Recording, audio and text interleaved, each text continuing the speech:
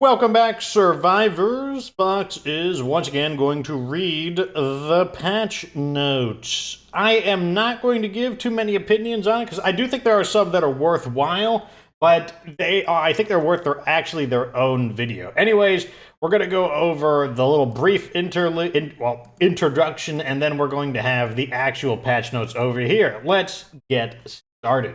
So, on April 22nd, 2020, the whole pawn shop pack came out. It's update 16. And it reads, pawn shop pack adds new free content to the Juggernaut Edition, including closet items and unique... Oh, closet isn't clothing items. And unique weapons that you can unlock by completing bounties. It's available now.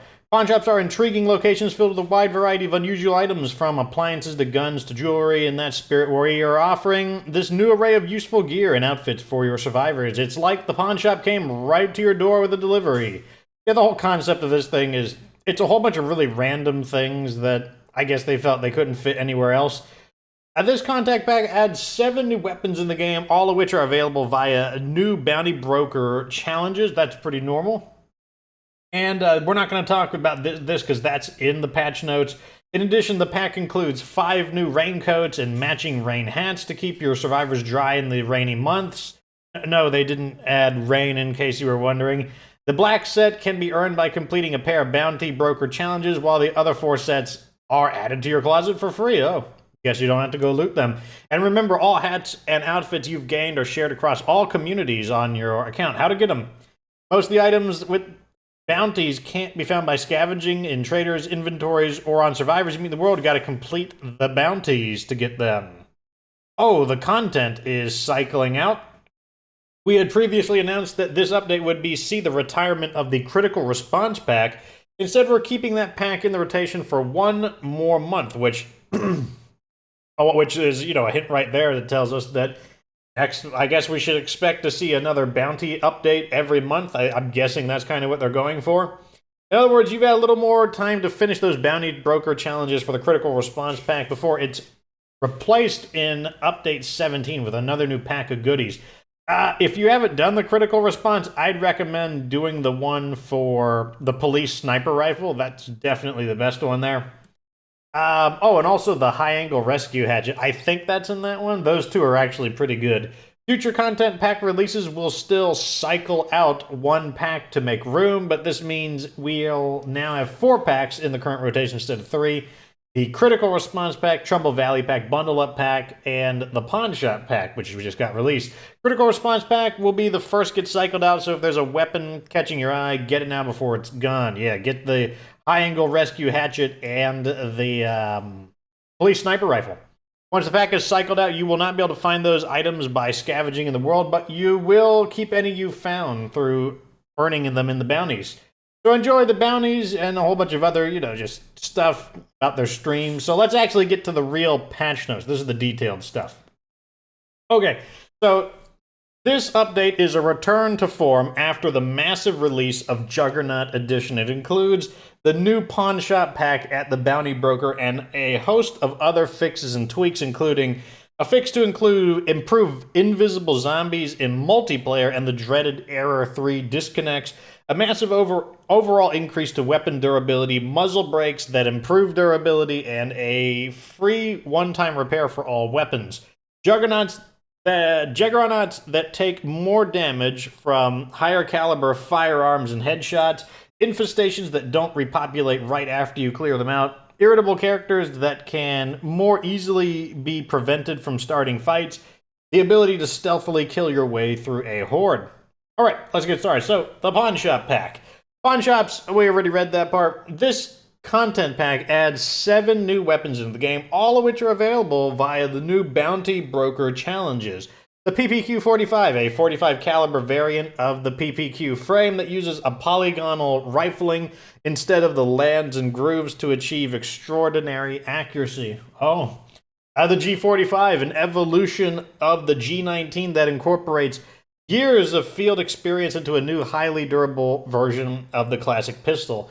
The Hunter SKS, this rifle was modified with a scope and a brake for pinpoint protein procurement. Now it has other uses. Not, well, maybe you go out and eat zombies. I don't know. Maybe you get some undead protein procurement. Non-compliant SKS. This SKS joined an outlaw biker gang, adding full auto conversion, a high-capacity double-stack magazine, and a high-speed optic. Wormling, a gorgeous new close combat weapon that pairs well with its larger cousin, the Wyvern. Wyvern, the most elegant blade you could expect for 3 installments of $29.95. Pick up the Wormling to complete the set. And the story behind that is that it's a weapon I think they saw on QVC or something. It's a pretty cool looking weapon, but apparently it's like a replica, so it's going to have like really bad stats. So kind of makes you one. I mean, I'll have to see the weapon myself, but they implied that the stats aren't going to be too good. The Guandao, an ancient heavy blade meant to be swung with power. Use it to vanquish hordes of your enemies. Possibly a reference to Dynasty Warriors, since the Guandao, I believe, gets its name from Guan Yu, who was, I believe, a real person in ancient China who later on was deified into a Chinese god of war. And yeah, he was known to use that weapon. Anyways, in addition, the pack includes 5 new raincoats and matching rain hats to keep your survivors dry in these rainy months. There is no rain, by the way. The black set can be earned by completing a pair of Bounty Broker challenges, while the other 4 sets are added to your closet for free. Remember, all hats and outfits you've gained. Yeah, we already read that part. Contact Pack, we already know about that. That's just the thing is being cycled out, the critical response. Multiplayer. We hammered on our multiplayer networking code and fixed several issues with zombie synchronization. There should be fewer invisible zombies, more accurate positioning, a major reduction to the dreaded Error 3 disconnects. I don't play multiplayer too often, so I have not experienced the dreaded Error 3 disconnect, but I have heard it quite a bit, that it's quite the problem plaguing the game. Weapons and mods. We've doubled the durability of all ranged and melee weapons, but we haven't changed the way repair works, so more durability means a higher repair cost, so you'll repair half as often for twice the cost. So what that means is if a weapon took 70 parts, if a weapon were to break completely and it would cost 70 parts to repair, now it will cost 140 parts, but it will live longer, twice as long. So it basically should not alter the economy, which is what they're about to talk about now. This should make weapon durability behave a bit more realistically while leaving the game's parts economy intact. As a side effect of these changes, the number of parts salvaged from these weapons is now roughly doubled. So I guess now we should expect, if a weapon were to be salvaged for 30 parts, we should expect it to be about 60, which is fine. I mean, just quality of life improvements just makes the game a little less tedious to constantly have to, go back and repair. I will say this probably this probably is an indirect nerf to weapons handling, because part of what made weapons handling good was the fact that weapons break really frequently. But now that weapons don't break as frequently, I don't think weapons handling will be as good. I still think it will be useful, but I don't think it will be as useful. Yeah. I think that also means that the salvage furnace is going to be better, and I don't think they mentioned it anywhere, but how does the Red Talon Workshop interact with this? I don't know how fast the Red Talon Workshop repair, because it has the ability to just passively repair your weapons over time, and they don't talk about it here. And what I do wonder is, let's just give out some arbitrary numbers. Let's say that the Red Talon Workshop repairs weapons at a rate of 1 part per minute. I don't know if that's how it works. Let's just throw some numbers out there. So now that if a weapon that took 30 parts to completely repair would then take 30 minutes to repair in the old way, would it now take 60 minutes to repair, which would be basically making the Red Talon Workshop half as good as it originally was, which makes the Daybreak even less attractive to do, which, I don't know, in some ways maybe that's a good thing, but I don't think they mentioned it anywhere, but we'll see. So, to smooth the transition into these new values, we're repairing all the weapons that currently exist in your saved games, so 3 parts, I guess. Keep pace with our recent restoration of suppressor power. We are further improving muzzle brakes to keep them competitive.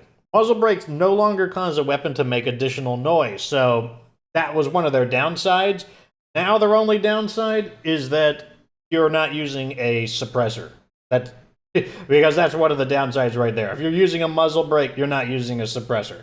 Brakes now improve weapon durability, making repairs less frequent on any weapon to which they are equipped. This effectively grants 33%, 50%, or 100% more shots for handmade, professional, and advanced brakes before repairs are needed. Hopefully this once again confirms that advanced is the highest quality, because they are showing the order of progression that handmade brakes will give you 33% more shots, professional brakes would give you 50% more shots, and advanced brakes would double the amount of shots that you'd be making.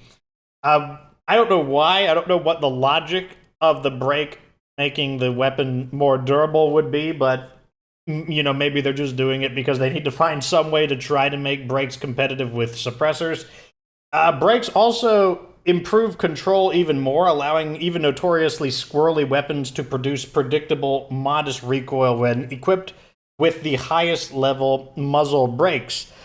This is one of the subjects I do want to make a separate video about, is basically like why brakes stink and why suppressors, it's like, I don't know what there are some things they could do to make brakes more competitive with suppressors, but even though this is a pretty big improvement to brakes, they're still not as good as suppressors, especially on Nightmare Zone.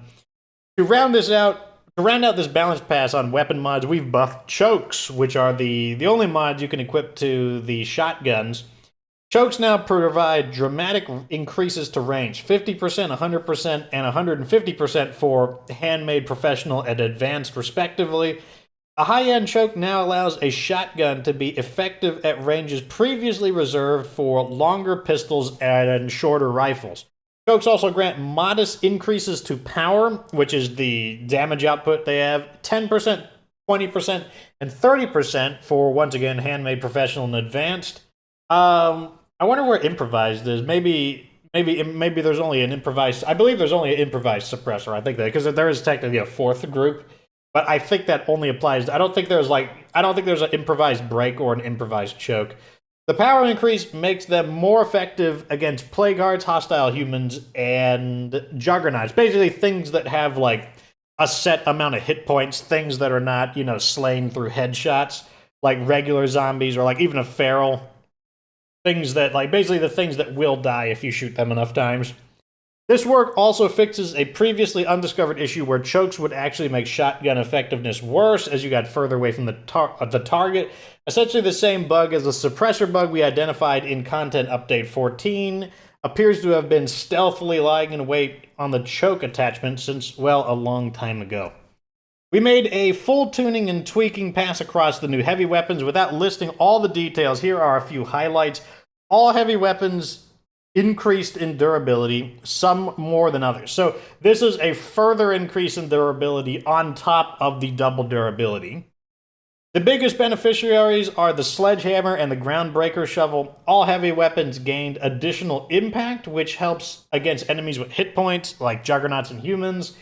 Now we know what impact does. Always wondered, so impact is the damage stat for blunt weapons. The biggest beneficiaries are the coffee can mace and the groundbreaker shovel. Most heavy weapons gain tweaks to their additional effects like knockdown and dismemberment chance. These are largely minor and varied, and most are beneficial. Most heavy weapons also had their weight and stamina cost per swing adjusted. Most got lighter, only a couple got heavier. Wish they would have told us which ones did. Thanks to some excellent sleuthing by members of our community, especially you/the Erudite, on Reddit, we learned that juggernauts were not responding to firearms the way we intended, so we've made some important fixes. Juggernauts now take greater damage if you use higher caliber firearms and power enhancing mods, so the difference between an AK-47 and a 22 caliber pistol really comes through. We've done a balance pass across all firearms to make sure players are rewarded for bringing more firepower to a Juggernaut encounter. You can actually see this for yourself. Back in the day when Heartland came out, I actually made a video where I compared all of the Heartland weapons, and I found it curious that regardless of the weapon you used, all of them would bring a Juggernaut down. After about 30 shots, the range was between 27 and 33, and, it was probably just error in counting that answered why the range of 27 to 33 was there. But yeah, it was it was live footage that demonstrated all the way back in Heartland that yeah, the Juggernauts, they were not they were just ignoring the difference, like the damage stat, they were just ignoring. And also, I also confirmed that the headshots, that didn't really matter. 30 shots, whether you shot the Juggernaut in the head or in the body, it just didn't matter. But they're also changing that. So now body shots, the Juggernauts, are now less effective, and headshots are now increasingly effective the more you degrade the Juggernaut's skull with accumulated damage, rewarding players who keep their cool while he's charging. So now it'll take even more bullets to kill him through body shots, and it seems like, because that would just make Juggernauts better, but now it seems like the more their head is destroyed, the more headshot damage they'll take. So now it seems like shooting Juggernauts in the head is definitely the way to go. Juggernauts no longer ignore. Well, I guess it also depends on, you know, how much of a difference do the body shots make. Juggernauts no longer ignore damage when they're in their stagger behavior and can be staggered again soon after recovering. The damage immunity was helping to mask the problem, and now the natural assumptions players make about whether they're hurting the Juggernaut are actually true. Yeah, that's actually one of the tips I would tell people is when the Juggernaut staggers, stop shooting because you're just wasting ammo in its immunity phase. I still don't. I think a little bit of clarification would be nice here, because it says they can be staggered soon after recovering.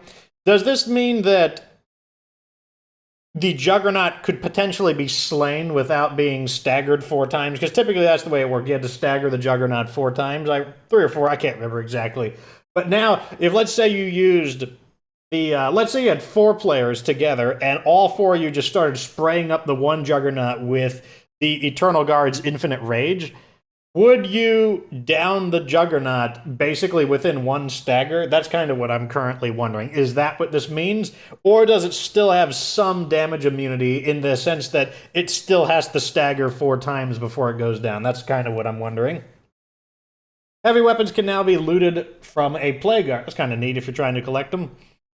Gameplay. Destroying an infestation now creates a temporary moratorium on the creation of new infestations, removing that annoying moment when an infestation pops up, and literally 10 seconds after you cleared the last down. So what that basically means is there's going to be a cooldown time when you kill an infestation. They don't tell us how long, but it's a welcome change. The death of a zombie no longer automatically gets the attention of a horde that they are part of, making it much easier to quietly kill your way through a horde, 1 zombie at a time. That's another thing I always said is don't stealth kill zombies in a horde without, being ready to get into a fight. Now it looks like you actually can stealth kill zombies in a horde. This will definitely be a buff not only to stealth gameplay, but it will now be a buff to the stealth skill. Because before I was like, do you really need to stealth kill enemies with greater efficiency? Is it really that important to get stealth for that? But now, honestly, there could be more of a reason, since you could stealth kill an entire horde, and that could actually be pretty beneficial.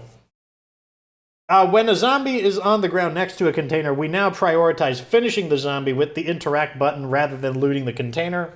AI-controlled humans are now able to shoot zombies out of the effective range of their weapons. They were previously inadvertently limited to about 50 meters. This is particularly valuable to character staffing watchtowers. That's like, watchtower placement is really important, but there are certain watchtowers that are built in and you don't have a choice. One example is like the bell tower in the Church on a Hill. Well, not only is the tower really tall, which increases the distance, but it's got like a really bad firing angle. Like if the zombies get too close to the tower, they can't like shoot straight down at them. But hopefully this helps a little bit, but I still think that certain watchtowers are just going to be in like a really awful place. AI-controlled humans now get into vehicles more promptly, avoiding walking in indecisive circles beforehand. That'll be nice to have. Facilities. We remove the influence cost to reveal map exits and upgraded command centers to smooth the path for players who want to try new maps. I think they should just make reveal maps a baseline ability. I don't think you should have to upgrade your command center to change maps.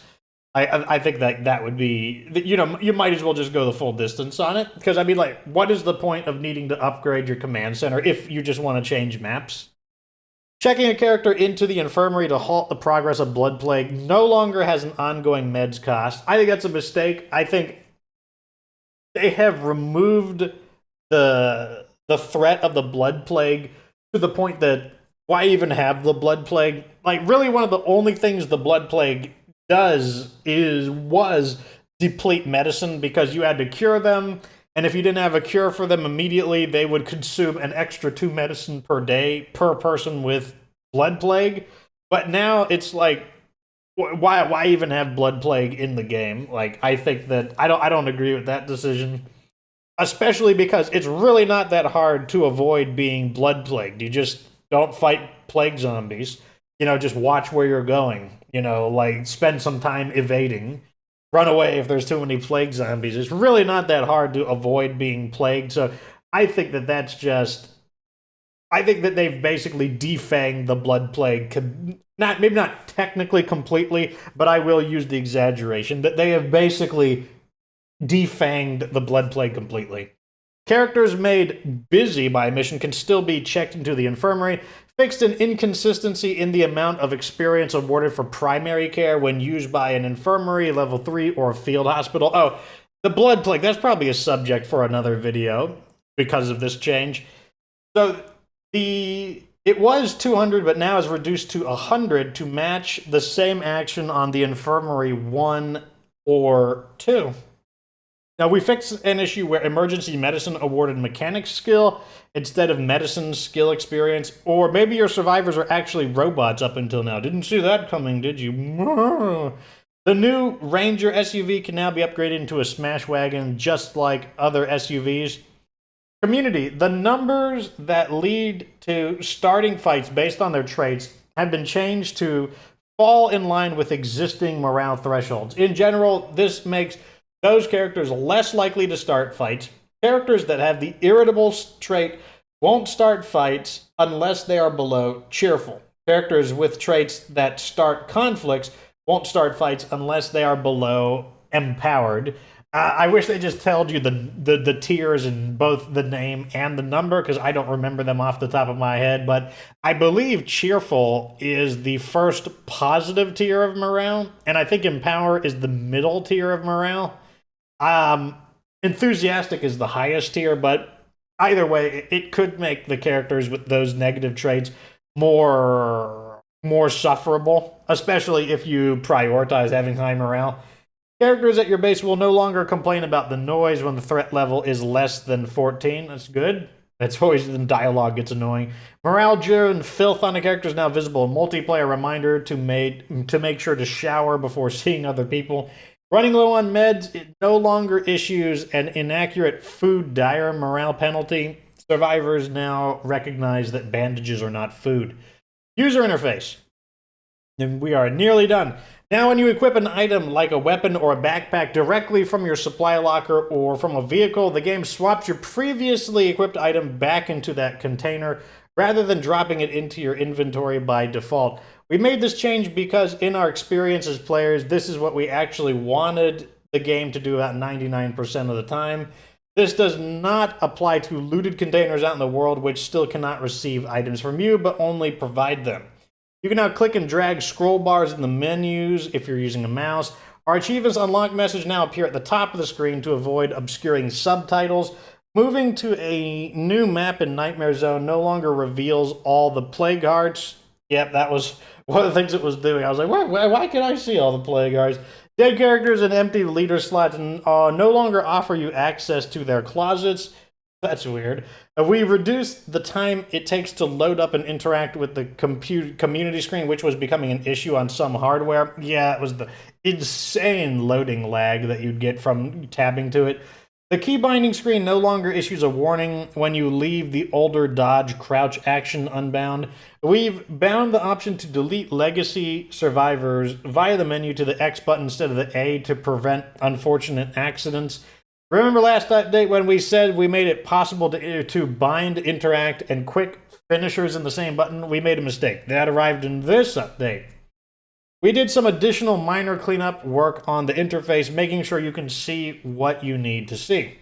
Missions. We fixed an issue with map markers on vehicles that was making them very difficult to find in missions like Action Hero, Fast Cars, Rookie Mistakes, and Mysterious Broadcast with an Abandoned Van. We slightly increased the starting resources for players who skip the tutorial.